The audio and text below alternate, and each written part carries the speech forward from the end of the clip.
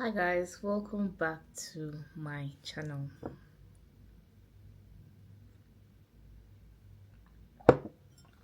Let's hydrate. Yes. In this video, I'm going to be talking about the 10 things I wish I knew before coming to Germany as an international student. Let's get right into the video. Okay, the first thing, which is the most obvious thing, is learning the German language. Coming from Nigeria, actually, I felt okay. Yeah, we'll get there. We'll learn the language. We can run out. Guys, coming here, you ask them, "Do you speak English?" And they're like, "No, Deutsch, bitte." And you're looking at you. They're looking at them. See, you will have no choice but to bring out your translator and start translating. So, of course, if you can learn the German language before coming to Germany, I think it will do you a great deal.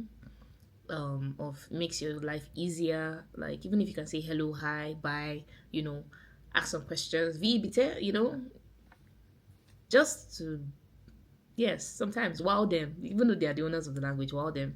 I think it just helps them warm up to you sometimes. Not everybody's gonna do that because they're very direct in their speaking. Yeah, best believe that. But it just helps them maybe help you and they're like, oh, she's trying. So let's help her with her language. Yeah. Please learn the language. Don't be like me. Every time just expressions in English, with that they'll be like, no, kind English. You're just looking at them like, and they look at you too. So yeah, please learn the language before coming. Number two, the next thing I would say is punctuality. These guys, they don't joke.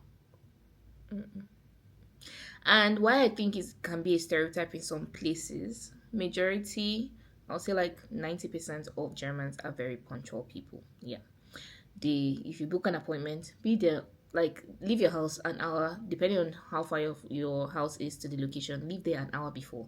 You don't leave your house at the time you're meant to go for the appointment and be there like, panting like, oh my god, I'm late, I'm sorry. And I think I'm even saying this to myself because this is something that I started learning. I actually got a bit of knowledge about it being in Covenant University, but coming to Germany, it is now like, see, Covenant, they're like, we lock the gates, and they lock the gate on you, and it's fine. Maybe they don't give you attendance and all of that, and it's fine. You move on.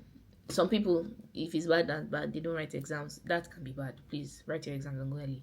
But in dealing with day-to-day lifestyle, being here in Germany now, you could be applying for a house. You could be having a house appointment and you don't go. They don't see you. You have lost the opportunity now. If you have applied for an appointment with the doctors and you are sick, you have to wait till the next time that there's an available time to find a house at, like, that's the general practitioner or a house doctor. And then sometimes you could even be going for, when you come to the Ausland, don't joke with those people. You will wait. So if you have an appointment, please be on time. Go for your appointment. That's something that I didn't know. When you hear stuff online or read stuff online, you're like, hey, it can't be that serious. They will show you Igahu. Anyway, so yeah, please, punctuality was something that I had heard about with the Germans, but I didn't really take seriously. But I'm taking very seriously now because yes, my life depends on it. So yeah, that's what I've learned so far. The next thing I'm going to talk about is, you must have heard it everywhere. Cash is still very much king in Germany. Yes. Cash is king. There are many places that you could still go to and they will tell you, no, we don't collect card, is only cash. And you would have to go and start looking for places to find an ATM, which you may not find, or it may be far away from you, and like what you even came to buy or get, you just be like, is it even worth it at the end of the day? Like, cash is still king here. There was a time I went out to eat with my friend and we got there bold, everything, and he was like, they told him that in the cashier, or the receptionist was like, sorry, no, there's no we're not collecting card today. And he was like, oh no, till, and like joke, they watch us leave. You know how you could literally be in Nigeria and they are like, you're about to leave, they're like, no, customer, who's your customer? You're like, go and find your cash. They're not mincing words with you, my sister. You'll find the cash, and finding the cash, We did. We walked. We walked to find the nearest ATM. So yes, cash is still very much king. While there are some places that still collect, card, but it's always nice to just have cash in case loose change. Just have it around, just in case of anything. The fourth thing I learned or I didn't know was that shops close by 8 and they don't open on Sundays. Everywhere is mostly dead silent, especially the residential areas. The city center can be a bit, noisy and stuff like that, but in the residential areas, they're like, no, we are resting. Yes, you go and rest. So yeah, most of the shops, grocery shopping, you should try and do it from Monday to Saturday, 8 p.m. every day. And I think I also realized that in some places, some shops close later than some. Being in Munich, mostly closed by 8. But when I went to Berlin, there was a time that I saw a Lidl or an Aldi, if I'm not mistaken, closed by 10 p.m. And of course, that was very convenient. So it just depends on the city. Everybody has their own way of life. Just to back that up, my fifth point would be that every city or state has their own holiday. Yes, it can be a national holiday, like maybe Independence Day, like in Nigeria and stuff like that. But there are some holidays that Bavaria celebrates and Berlin doesn't. There are some that Hamburg celebrates and Lower Saxony doesn't. So it can be very different in every jurisdiction and holiday.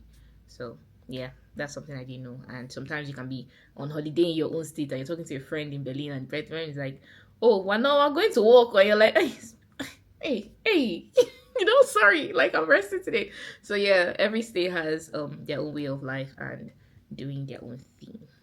Another thing I did not know that I wish I knew was that health insurance is mandatory. Now, I know you'd be like, yes, they always ask you to get your health insurance. And honestly, I thought it was just like a requirement.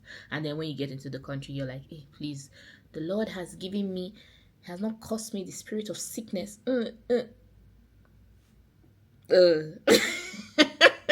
You are gonna get a mandatory health insurance. I don't care if it's private or it's public, but it is mandatory that you have a health insurance in Germany because anything can happen, and it's even good for your own sake because anything can happen. You alone knows your body, and sometimes your body might be alarming or something that you really need to get checked, and it's just really convenient for you to have a health insurance that's just lying around waiting for you to use it. And there's some places that if you don't use your health insurance, I think you get back some cash back, but they have some incentives for that. So if you're someone that has been blessed with good health, great. But my dear, you must get that health insurance. It's compulsory. Another thing I want to talk about is something called radio tax. Now, apparently, I don't. The radio tax is basically a tax that they collect for having a TV or a radio in Germany. Every household pays that, and it's something that they started way, way, way beyond, like before now. But it's still something a practice that they practice whether you have a TV in your house or not. They don't care. So you might as well get a TV because why would you be paying for radio tax and you're not having a TV? My sister, you go get a TV because you're gonna pay that money regardless.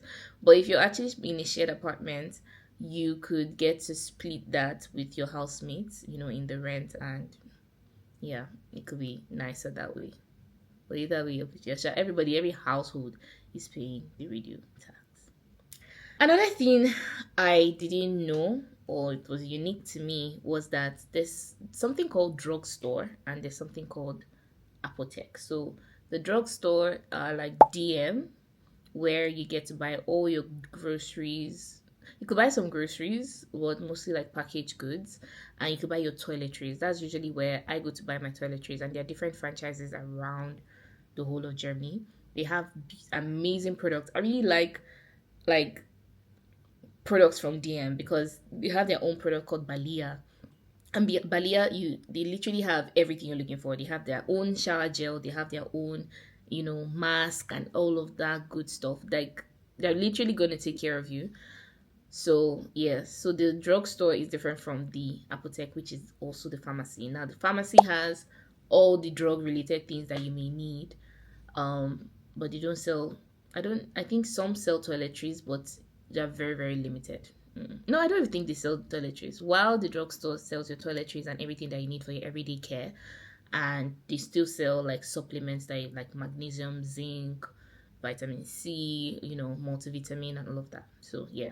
And while I'm saying that, while I'm talking about supplements, please get your supplements, especially your vitamin D, because summer is over, winter has come. Yeah, winter is coming. Jon Snow is on its way.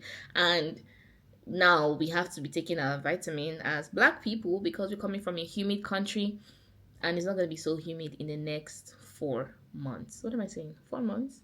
Like next 5 months. So yeah, winter is coming, so get your vitamin D, your zinc, and your magnesium. So yeah, we don't want anything to happen to us in Jesus. Nothing's gonna happen to us in Jesus' name. But yeah, please get your supplements and ensure you take them regularly.